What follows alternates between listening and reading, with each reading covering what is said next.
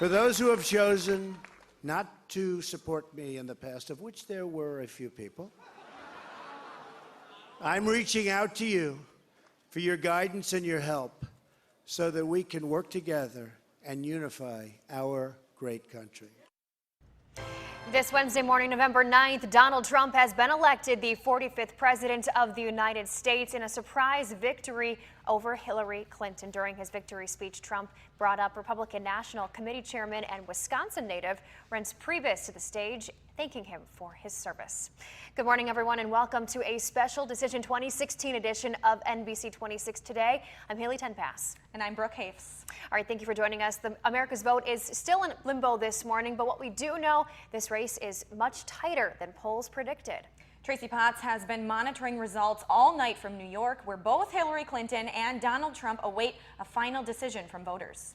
Brooke and Haley, good morning. After a very long night, we finally have results, but we have not heard from Hillary Clinton. A campaign spokesperson says she'll be talking later today about this Trump victory.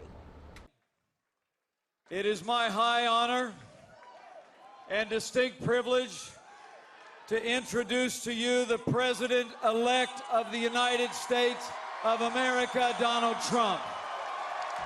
With key states still too close to call, Donald Trump declared victory. I pledge to every citizen of our land that I will be president for all Americans, and this is so important to me. Sources tell NBC Hillary Clinton called Trump to concede. Publicly, her campaign held out hope. We can wait a little longer, can't we? They're still counting votes, and every vote should count. At both headquarters, faces told the story. Cheers for Trump. We're just excited about having a chance after 8 years of failed policies. Tears for Clinton.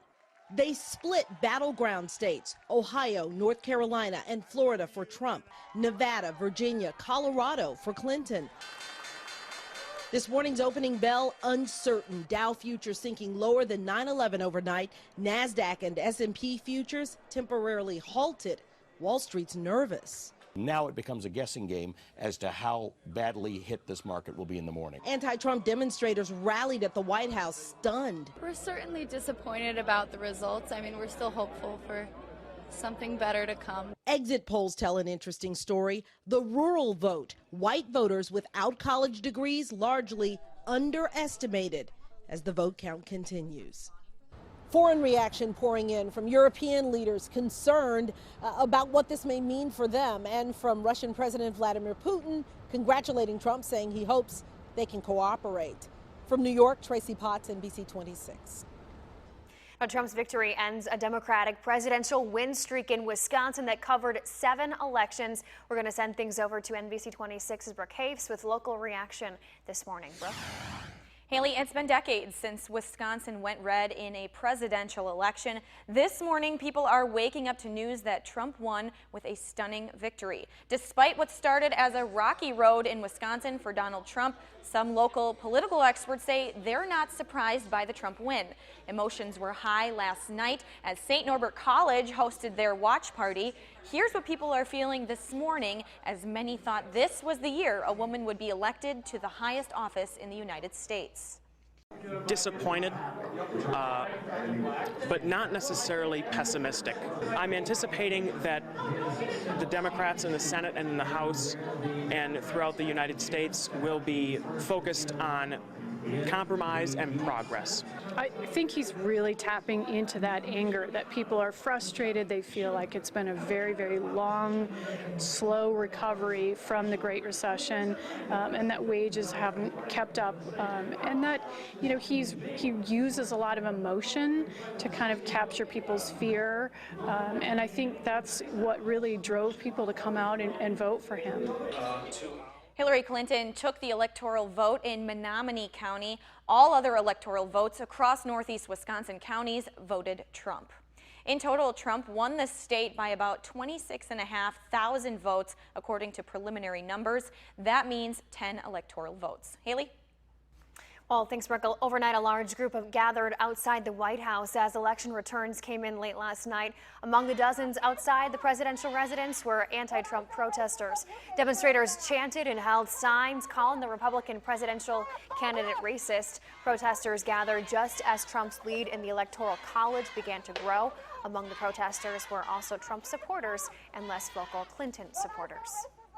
Governor Walker releasing a statement saying, quote, "Tonight is a win for taxpayers and a win for America. As we start the work of putting our country back on track, our leaders should look to Wisconsin and be willing to make the decisions needed to enact serious reforms, just like we did in the Badger State."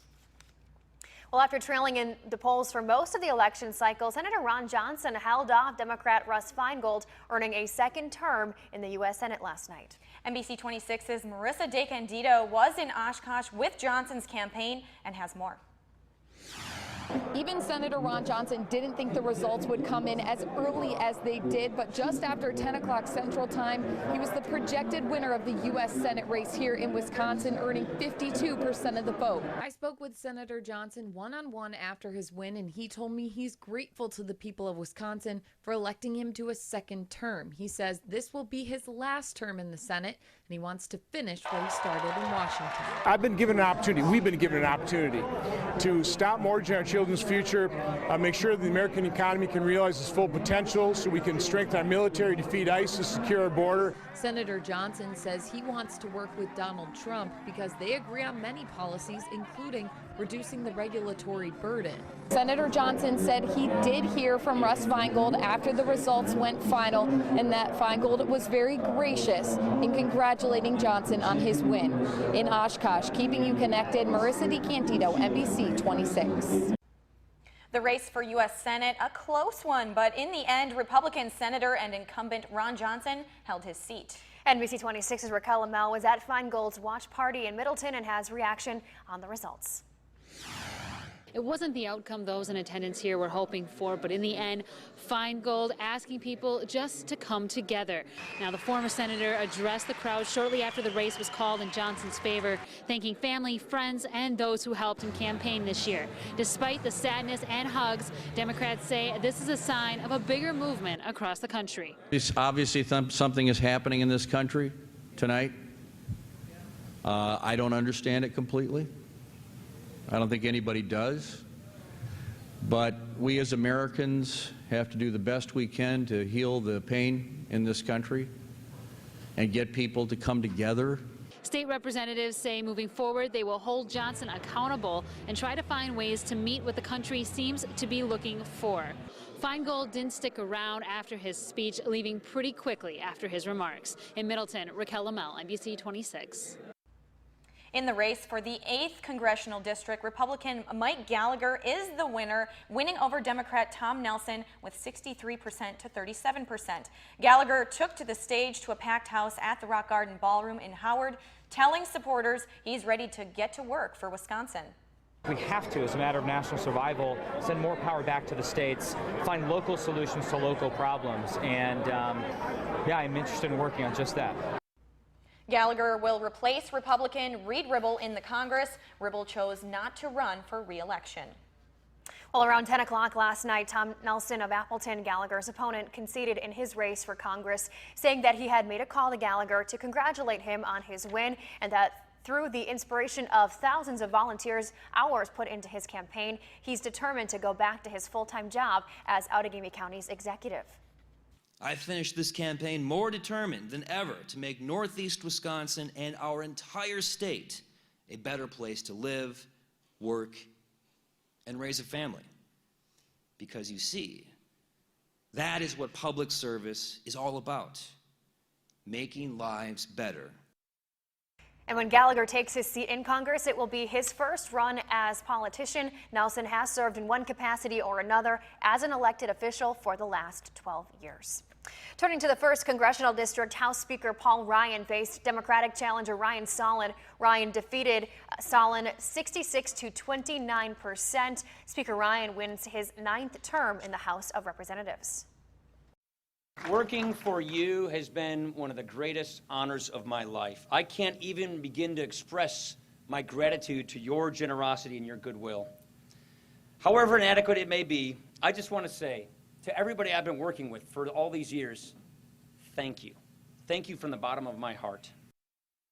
As Speaker of the House, Paul Ryan is third in succession to the presidency behind the vice president. In the 6th congressional district race, incumbent Republican Glenn Grothman wins re-election with 57% of the vote. He was facing Democratic challenger Sarah Lloyd. We do have more election coverage and results coming up. Stay with us for a closer look at state Senate and Assembly races. We're in store for another warm day today with temperatures above normal for this time of year, but bring a jacket as you're headed out the door. 30s with mostly sunny skies throughout your lunch hour. What can we expect, though, for the rest of your work week? We'll have a look at the cool down coming up after the break. It's 6:11 on your Wednesday morning. You're connected to NBC 26 Today with Haley Tampaz, Stephanie Meade Weather, Remote Weather with meteorologist Matt Hoffman, and Brooke Hayes. NBC 26 Today, keeping you connected.